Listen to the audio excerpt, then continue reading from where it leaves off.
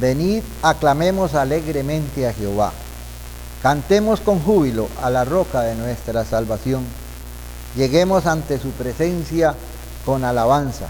Aclamémosle con cánticos, porque Jehová es Dios grande, el gran Rey sobre todos los dioses. Buenas tardes, hermanos y hermanas. Qué gusto y qué bendición para mí el poderles saludar hoy Viernes Santo. A quienes nos sintonizan, y esperamos que todo lo que aquí hagamos y digamos sea para la honra y gloria de nuestro Dios y para la edificación de nuestras vidas. La palabra del Señor en esta oportunidad nos dice: Dios mío, ¿por qué me has desamparado? ¿Por qué estás tan lejos de mi salvación y de las palabras de mi clamor?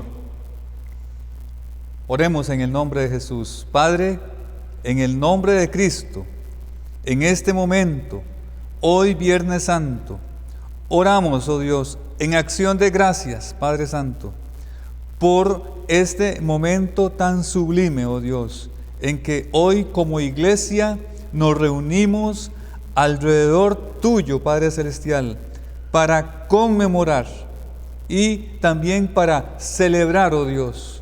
Hay gozo, hay gratitud, Señor, hay alegría en nuestro corazón, oh Dios, porque tú, Padre Celestial, subiste a la cruz y allí, Padre Celestial, en medio de tus dolores, sirvieron hoy para que nosotros, oh Dios, seamos sanos, seamos libres y seamos perdonados y reconciliados con Dios.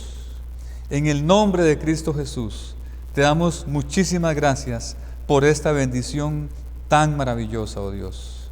Gracias, oh Dios Jesús, en el nombre de Jesús. Amén.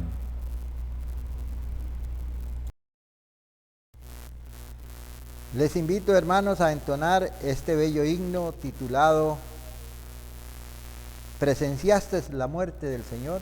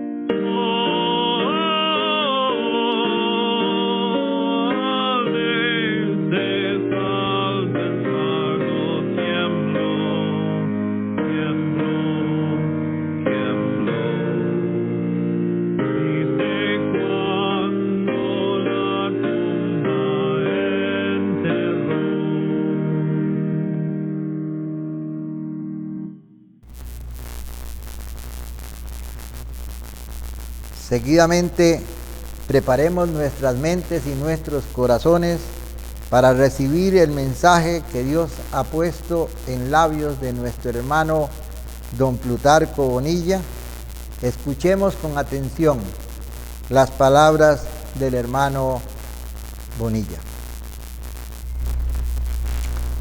Aunque no coincidamos en la fecha precisa del año o de las horas, ya sea por razón del uso horario en que estemos situados o debido al diferente calendario eclesiástico de las diversas comunidades, muchísimos cristianos alrededor del mundo celebran la Semana Santa y, de manera particular, el viernes de dicha semana. Decimos de manera particular porque hay otro día de esa misma semana que se celebra o debería celebrarse de manera no particular, sino particularísima. El día que fue el de la sorpresa, aunque había sido preanunciado, envuelto en una gloriosa aura de misterio. El domingo de resurrección, día de la victoria final, cuyo doloroso preludio lo constituyen los días que lo preceden y cuya secuela se extiende hasta el final de los tiempos. Ha sido práctica de muchos años, convertida de hecho en tradición, que la predicación u homilía del Viernes Santo se dedique a comentar las llamadas 7 palabras pronunciadas por Jesús desde aquel infame e improvisado púlpito de la cruz que se tornó en púlpito sagrado. Hemos escuchado a algún líder evangélico cuestionar que se hable de las 7 palabras, pues dice palabras, lo que se dice palabras son más de 7.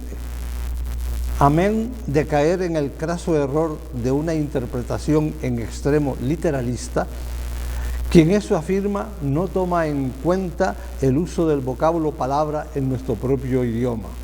Por ejemplo, no es extraño que en un diálogo entre dos personas, en un determinado momento, uno de los interlocutores le diga al otro algo así: bueno, te lo explicaré en una palabra, o te lo explicaré en 2 palabras. Y resulta obvio que tal explicación usa mucho más de 1 o 2 palabras. Hemos dicho que la cruz se convirtió en púlpito sagrado. Es así porque las 7 palabras fueron 7 concentrados sermones de gran profundidad en su sencillez, proclamados desde aquella altura, porque fueron dirigidos a los 4 vientos para todos los seres humanos. Eran palabras preñadas de significado.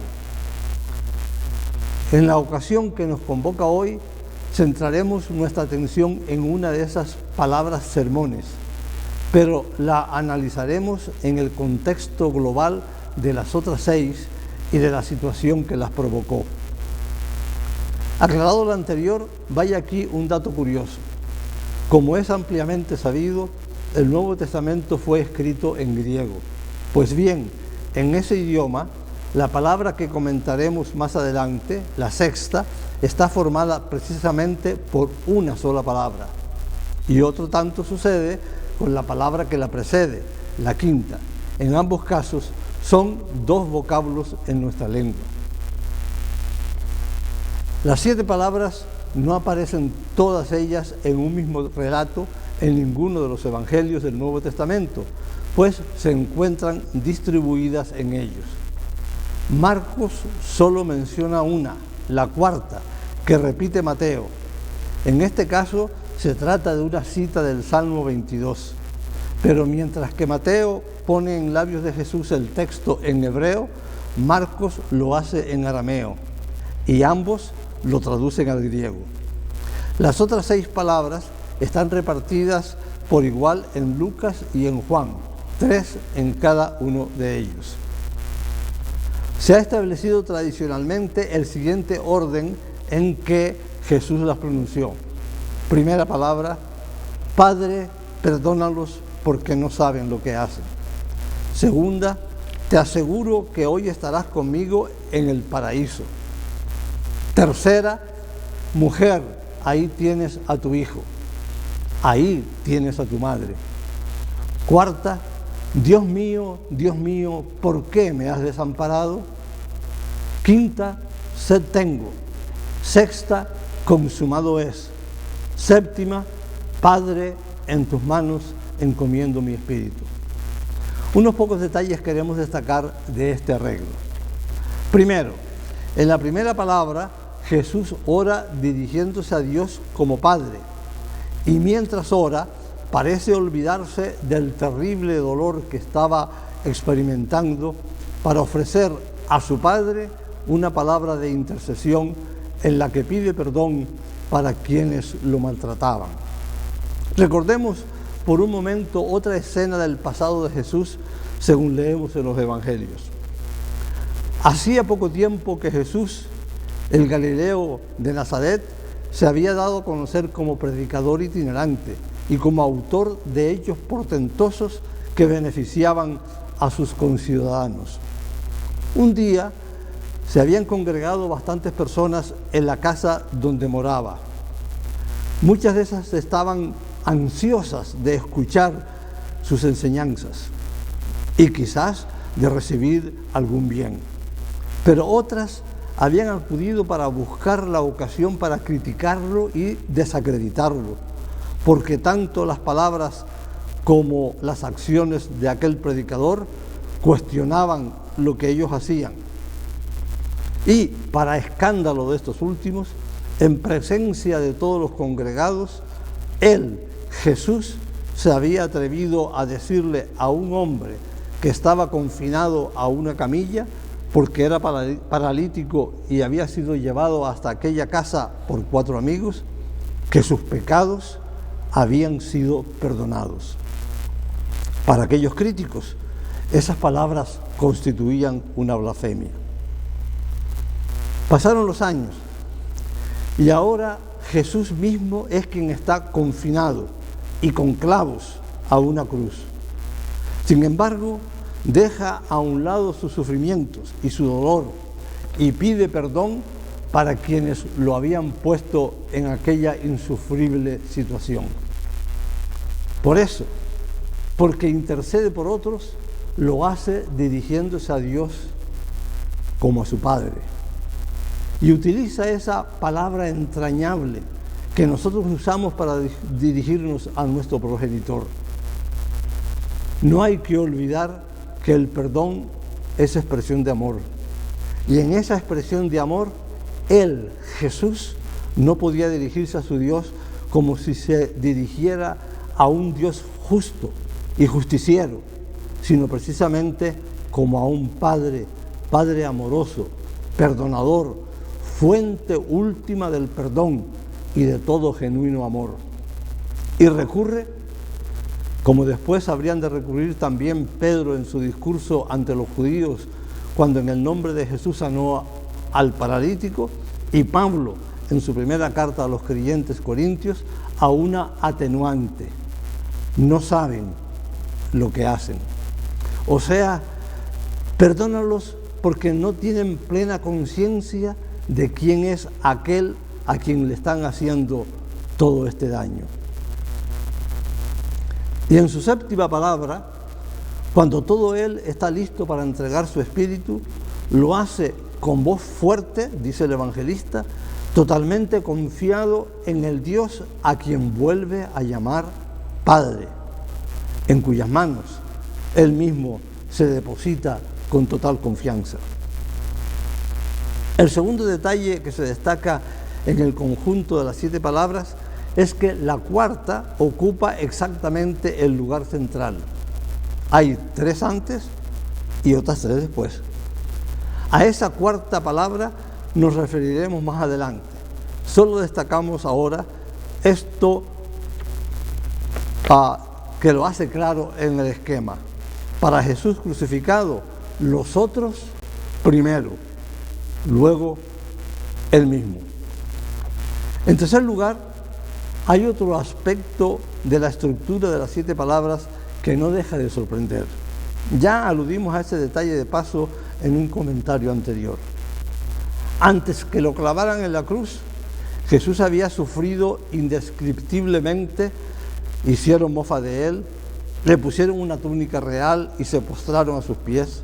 Después lo golpearon, le incrustaron en su cabeza una corona de espinas, lo llevaron de aquí para allá como si fueran un don nadie, lo azotaron con saña y luego, como si todo eso hubiera sido poco, perforaron sus muñecas y sus pies con clavos y lo alzaron en la cruz. Es casi imposible, o imposible del todo, imaginarnos en su intensidad el lacerante dolor que todo ello le fue produciendo y en escala ascendente.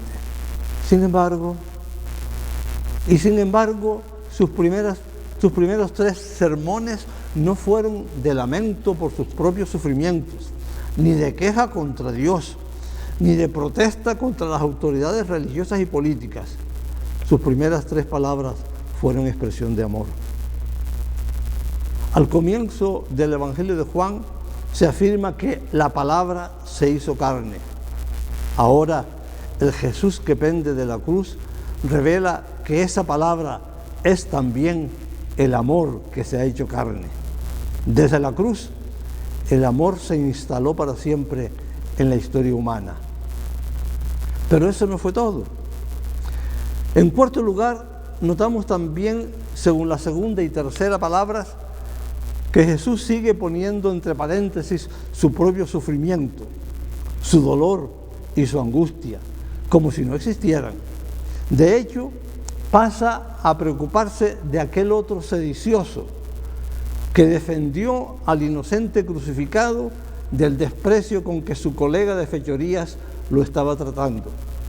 A este buen ladrón, como lo han calificado algunos utilizando un oxímoron, o sea, una expresión contradictoria, buen y ladrón, a ese buen ladrón Jesús le dirige palabras de consuelo, seguridad y esperanza. Estarás conmigo en el paraíso. Pero tampoco eso fue todo. Jesús crucificado pasa entonces a preocuparse por personas muy cercanas a él, a preocuparse por María, su propia madre, que tenía su corazón transido de dolor, pues había sido atravesado por una espada, tal como le había sido profetizado desde más de hacía 30 años.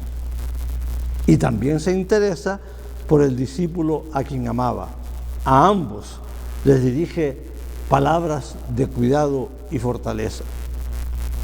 Es revelador el desarrollo progresivo de la narración hasta este momento. A Jesús primero le preocupan los muchos, esos por quienes pido perdón, perdónalos, y perdónalos porque ellos no saben lo que están haciendo. Después se preocupa por un extraño, el delincuente que se había arrepentido y le pedía ayuda. Y luego se preocupa por 2 seres queridos y desamparados, su madre y su amigo. Ratifica así, en la hora de su muerte, lo que él mismo había vivido durante toda su vida. En quinto lugar, es entonces, y solo entonces, cuando Jesús se vuelve hacia sí mismo, como que toma conciencia de todo lo que está padeciendo. La cuarta palabra representa un punto de inflexión. Cuando las pronuncia, Jesús hace suyas las palabras del comienzo de la oración que se encuentra en el Salmo 22 y las cita al pie de la letra. Dios mío, ¿por qué me has abandonado? Jesús ora de nuevo, pero ahora la plegaria es a favor de sí mismo. Casi inmediatamente antes, según se registra en los relatos del Evangelio de Mateo, allí, en la propia escena de la crucifixión, los jefes de los sacerdotes, los maestros de la ley y los ancianos, en sus comentarios burlescos, también habían recurrido a ese mismo salmo, el 22. En efecto decía, Decían, ha puesto su confianza en Dios, pues que Dios le salve, ahora si de veras lo quiere. Para el evangelista se cumplía de esa manera lo que se afirma en dicho salmo, cuyos versículos 8 y 9 rezan así: los que me ven se burlan de mí, me hacen muecas y mueven la cabeza y dicen, este confiaba en el Señor, pues que el Señor lo libre, ya que tanto lo quiere, que lo salve. Jesús no se dirige ya a Dios con el entrañable término de padre, papá, papaíto, papito en nuestro lenguaje familiar, que corresponde probablemente a la palabra aramea que Jesús usó desde la cruz. Se refiere a Él, a Dios, simplemente como Dios, pero como su Dios, Dios mío, es el Dios que está sufriendo con Él. Jesús se apropia del grito desesperado del salmista. Es la desesperación que produce el insufrible y al parecer interminable dolor. Pero ese grito no significa que de verdad considere que Dios lo ha abandonado. Él, como el salmista, sigue afirmando que ese Dios es su Dios y que a pesar de los pesares, aunque no comprenda ni el cómo ni el cuándo, está seguro que lo librará de esa situación. Nos atrevemos a decir incluso que en ese grito Jesús está afirmando que su Dios no es un Dios al que acudamos para que nos libre de sufrimientos y de penurias, ni es un Dios manipulable. Al proclamarlo como su Dios, está afirmando, eso sí, que es el Dios que sufre con él en aquella precisa hora, y porque comparte su sufrimiento, éste se vuelve más llevadero. El Dios que Jesús había proclamado a lo largo de todo su ministerio es el Dios que comparte nuestras cargas, y al hacerlas más ligeras podemos soportar la parte que nos corresponde. Se manifestará con claridad ese hecho en la última palabra, cuando Jesús recupera fuerzas y entrega su espíritu al Padre. Después de esa oración clamor, Jesús, sintiendo más intensamente en su propia carne la situación en la que se encontraba, expresa en la palabra siguiente, la quinta, su necesidad física y dice, tengo sed. Leamos pues lo relativo a estas quinta y sexta palabras según el Evangelio. Dice así: después de esto, plenamente consciente de que todo había llegado a su fin, para que se cumpliese la Escritura, Jesús exclamó, tengo sed. Empaparon una esponja en vinagre, la colocaron en la punta de una caña de hisopo y se la acercaron a la boca. Jesús probó el vinagre y dijo, todo está consumado. Inclinó entonces la cabeza y expiró. Evangelio según San Juan, capítulo 19, versículos 28 al 30. Como ya señalamos, el Nuevo Testamento fue escrito en griego. En esa lengua se da un fenómeno que es propio también de otras lenguas, sino de todas. Técnicamente se llama polisemia. La polisemia consiste en que cualquier vocablo tiene o puede tener diversos significados. El contexto en que se use una palabra en concreto determinará qué significado le corresponde. Sin embargo, a veces se presentan situaciones englobantes o ambiguas. En cuanto a la expresión que constituye esta sexta palabra, o sea, consumado es, en griego, ya lo dijimos, se trata de un solo vocablo, de una forma verbal en la voz pasiva. En la traducción de Reina Valera, el verbo que se usa es consumar, pero el verbo griego puede tener varios otros significados. En efecto, puede significar perfeccionar, completar, terminar, acabar, consumir, cumplir. Este hecho explica la variedad de traducciones que hemos podido verificar en las diversas versiones de este pasaje que hemos consultado. Así, unos traducen todo está cumplido, otros todo está consumado y aún otros todo está concluido o todo ha terminado. Como puede percibirse claramente, estas interpretaciones se reducen a dos. Una pone el énfasis, el acento en la idea de cumplimiento cabal. La otra enfatiza el aspecto temporal. Por eso nos preguntamos, ¿qué quiso decir Jesús con esa exclamación? Trataremos de responder a esta pregunta tomando en cuenta los relatos de los evangelios.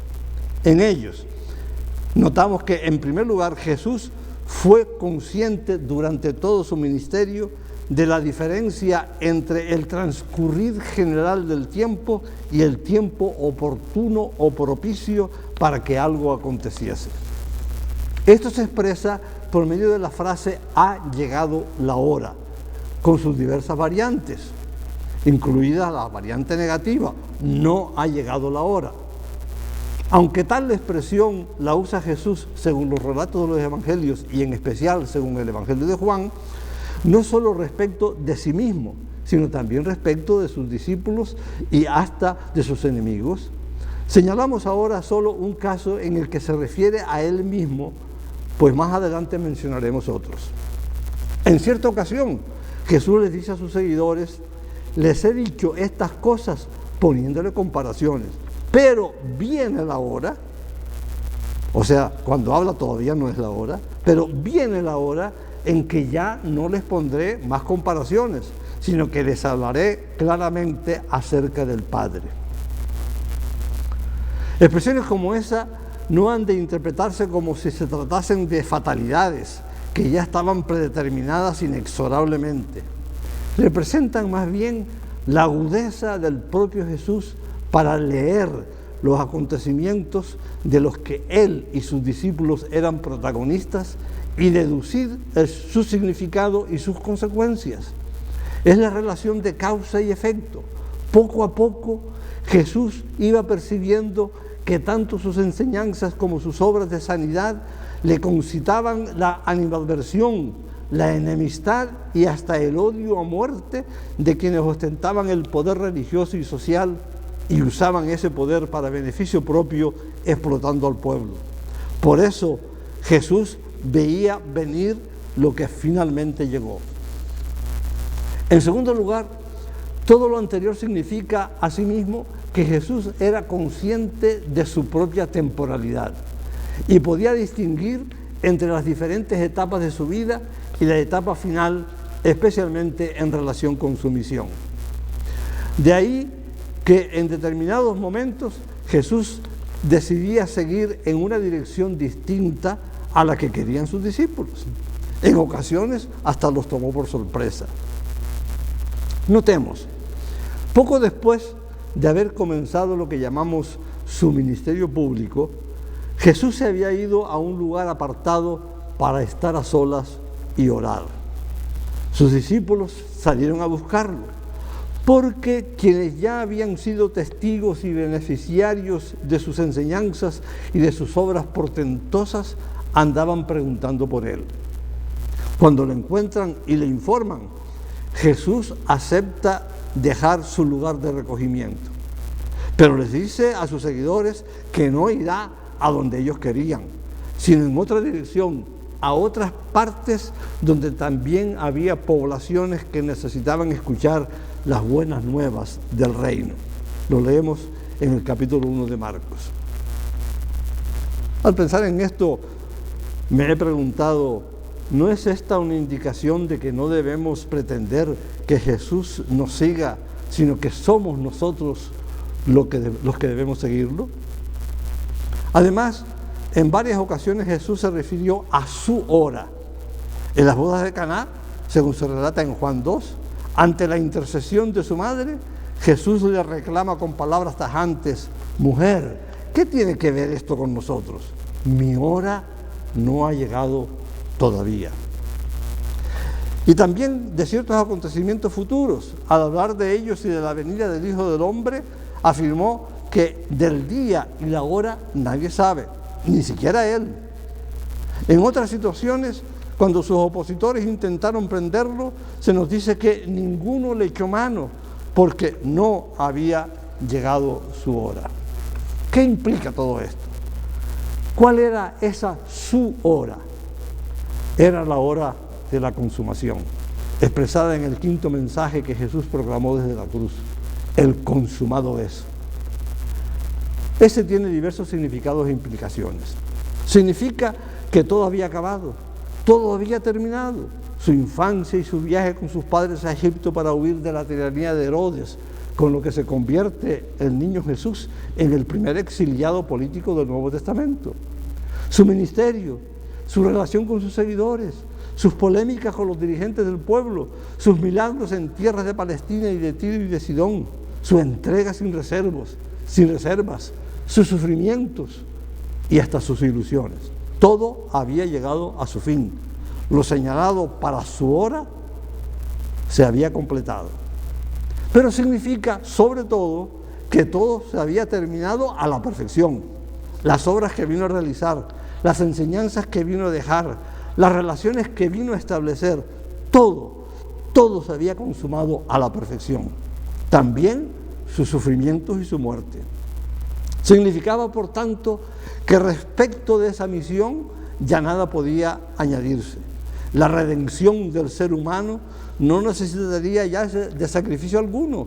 Su sangre, es decir, su vida, que se acababa, la estaba sellando.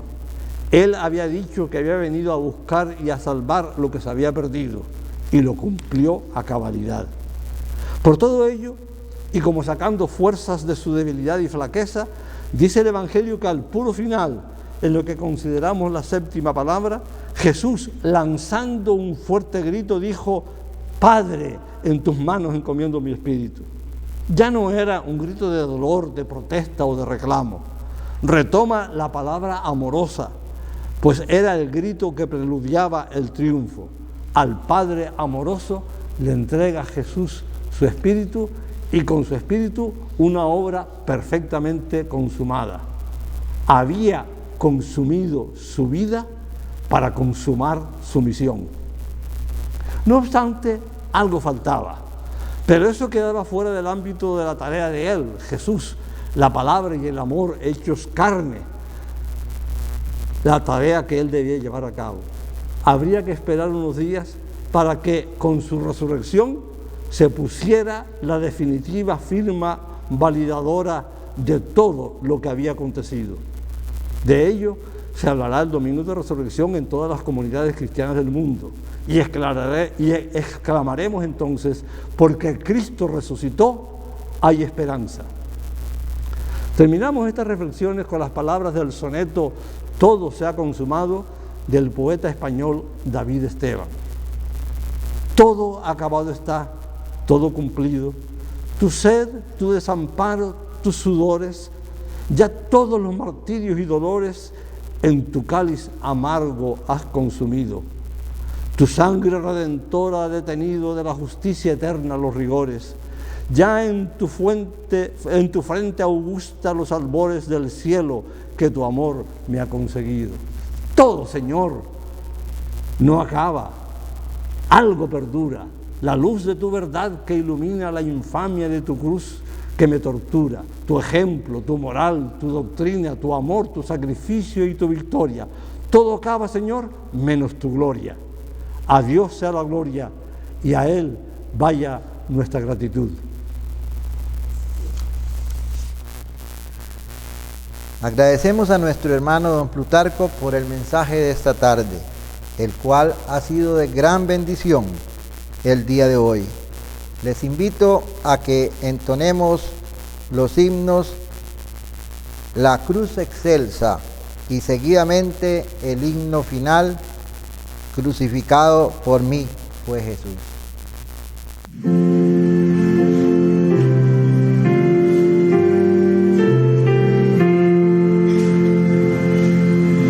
La cruz excelsa